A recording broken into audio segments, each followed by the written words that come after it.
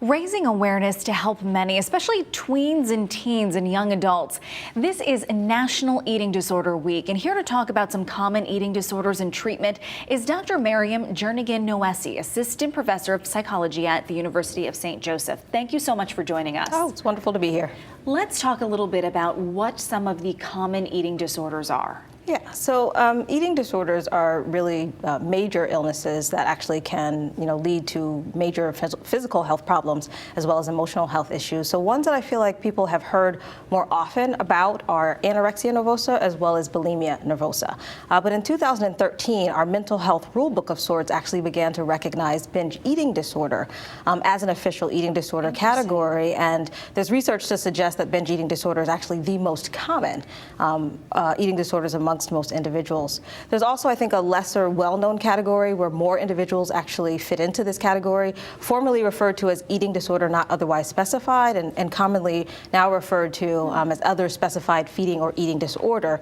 And this is really where individuals may not meet the stringent criteria of anorexia or bulimia, but may have clusters of symptoms below threshold. And so they fit more neatly into what's formerly known to as EDNOS.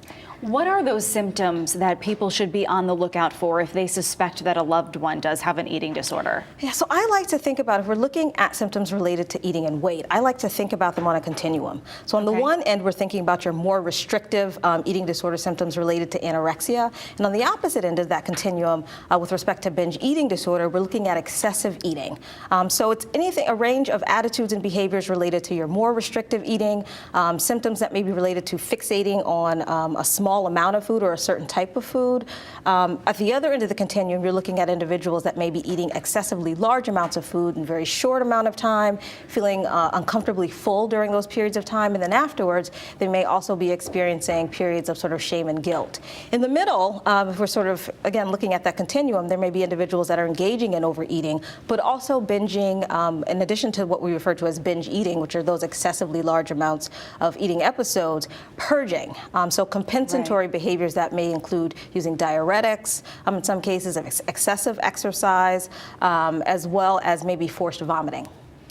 Who are the people who are most at risk for eating disorders? So we typically see eating disorders emerge around median ages about 12 or 13. Okay. So it is a mental health diagnosis that we tend to focus on in pre-adolescence, adolescence, but that doesn't mean that individuals or children who are much younger or adults are not affected. I think what's also interesting about eating disorders is in my lifetime, as well as in my professional training, I've more often seen eating disorders discussed with young heterosexual white women, and we know that that's a myth. If we look across demographics, so regardless of racial or ethnic background, looking at males, as well as individuals that may identify as lesbian, gay, or transgender, the prevalence rates are really similar. So there are overlooked populations where we may not be screening as often as we could or providing preventative education in the same ways that we have historically when if we associate eating disorders solely with one demographic.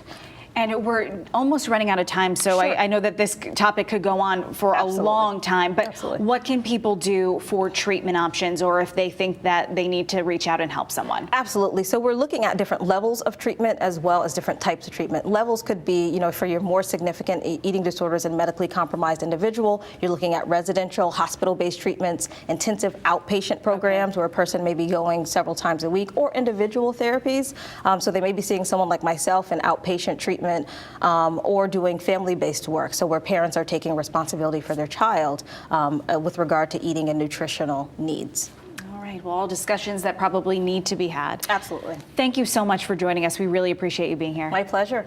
Coming up next for you here on Good Day Connecticut, die-hard gamers lined up and waited.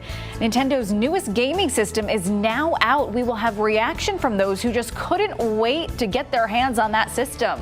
Plus, Sean is live with our Foodie Friday tradition.